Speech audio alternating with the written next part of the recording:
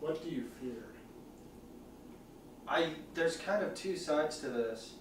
I sometimes fear living an ordinary life because, you know, when you're growing up, you're led to be like, you should make a really big impact. You should, you know, be a doctor, be a lawyer, be the president, be a filmmaker. I wanted to be a filmmaker, but You got me on filmmaker. yeah, you should be a filmmaker. We are filmmakers. And you should lead an extraordinary life, but not everybody does, and I should be okay with that. So that's kind of,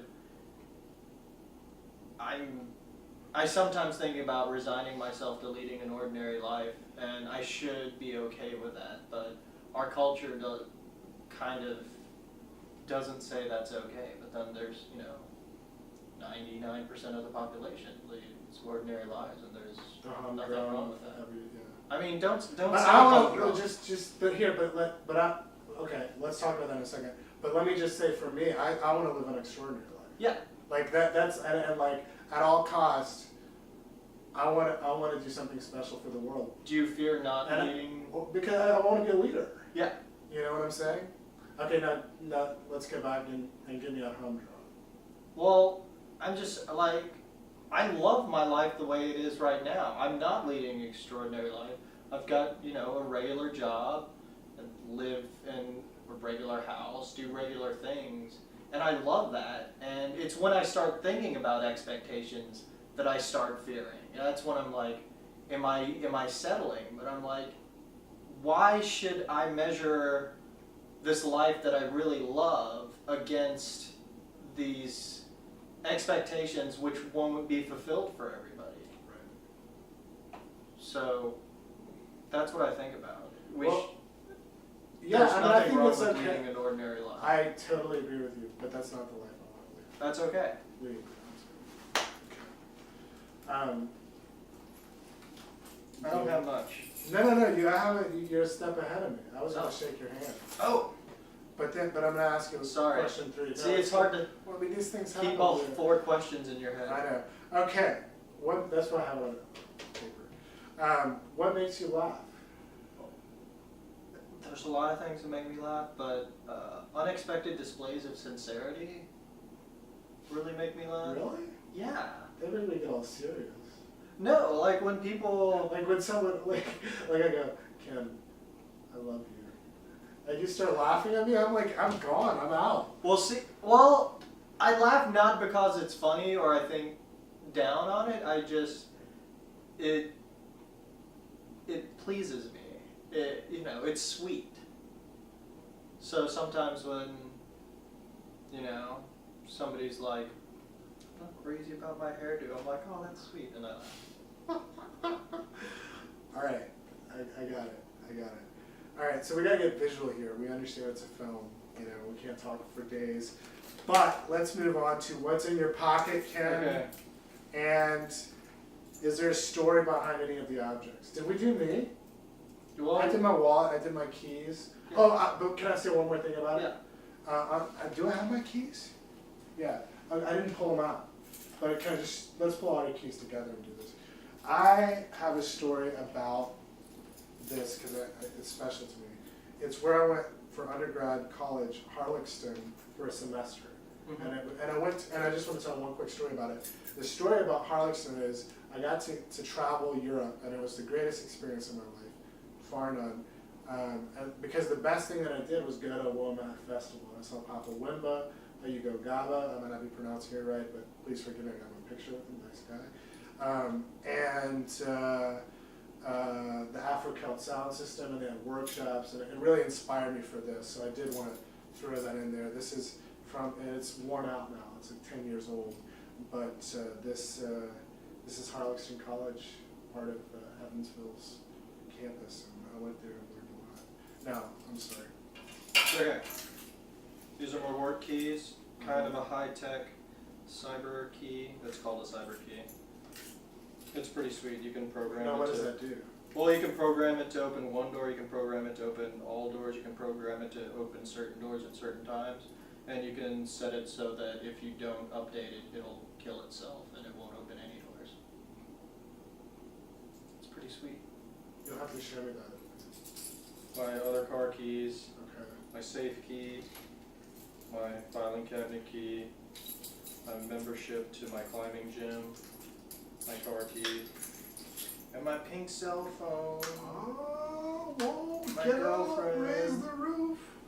Oh, she is cute. Yes. That's a beautiful picture, by the way. Thank you. What's her name? Jamie. Jane. So, yeah, I was never into texting until I got a full keyboard. Yeah.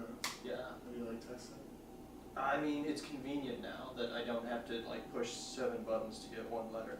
But I've got a pink cover. This cover works great. I've dropped my phone like 4 times in the past few days, and the cover, like my other covers, would just crack and destroy.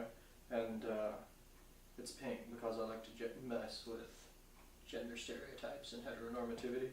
So, what is heteronormativity? I know it's heteronormativity is this history of, you know, white male dominated, you know, an expectation of heterosexuality and the idea of chivalry and things like that. And this I whole like them getting to be on a bill.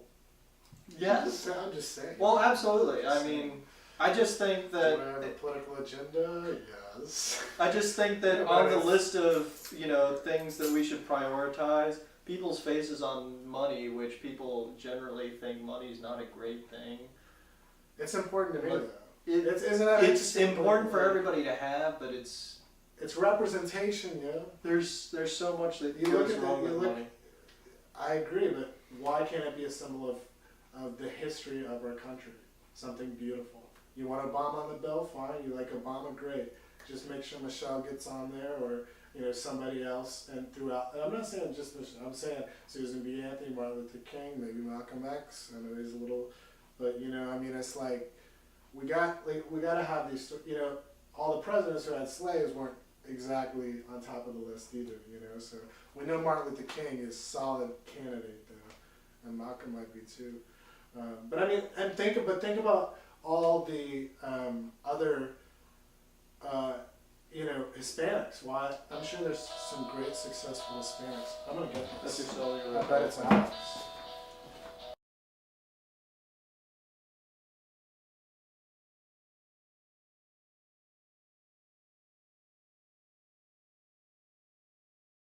Under video, Alex.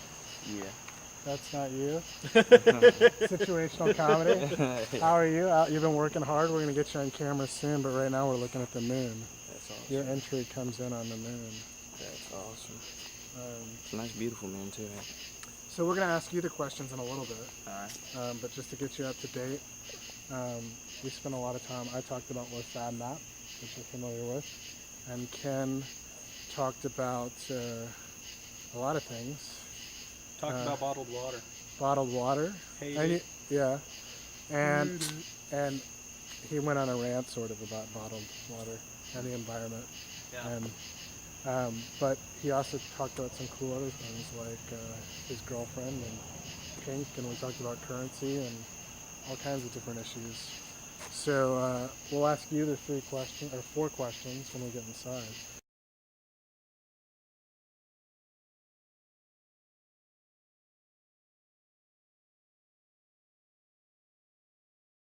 And start with the questions. All right, just kind of clear your mind for a second. Okay. Okay. What do you love? You know, thinking about it, like, I really like memories. Or not really like, but I really love memories. Like, whenever you chose me for dancing at Lunasa, like, it put me basically, like, in my own, like, head. That was me, like, right there. I was Michael. Just because I always look back on my memories. Like, when I think about it, like, nostalgia, it's the perfect bittersweet feeling, you know? And this is a Brian Friel play. And that's how we met. Alex was one of my students. I was a high school teacher for 3 years in metro schools here in Nashville. And Alex was one of the best and brightest students that I had.